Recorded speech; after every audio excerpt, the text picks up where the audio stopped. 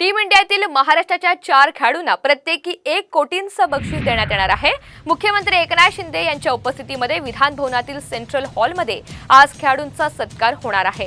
रोहित शर्मा, सूर्यकुमार यादव, शिवम दुबे आणि यशस्वी जयस्वाल या 4 खेळाडूंचा भव्य सत्कार समारंभ आयोजित करण्यात आला आहे। या 4ही खेळाडूंना राज्य शासनाकडून प्रत्येकी 1 कोटी रुपयांचं बक्षीस देण्यात येणार आहे।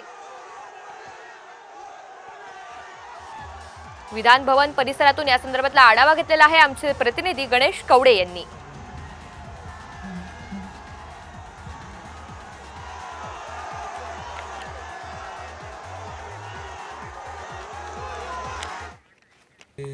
भारताने विजय मिळवल्यानंतरून काल जंगी स्वागत देखील आहे भारतीय टीमचं करण्यात आले होतं आणि आज विधान भवनामध्ये देखील आहे भारतीय टीमचा सत्कार देखील करण्यात येणार आहे।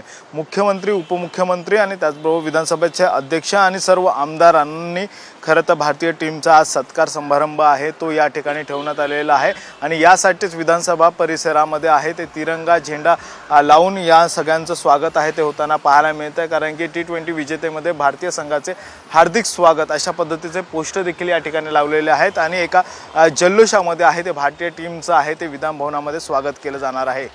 व्हिडिओ जर्नलिस्ट नितीन बोधारेसह गणेश कवडे, साम टीव्ही मराठी, मुंबई। तर टीम इंडियातील महाराष्ट्राच्या 4 खेळाडूंना प्रत्येकी 1 कोटीचं बक्षीस आज देण्यात येणार आहे। मुख्यमंत्री एकनाथ शिंदे यांच्या उपस्थितीमध्ये या सोहळ्याचं आयोजन करण्यात आलं आहे।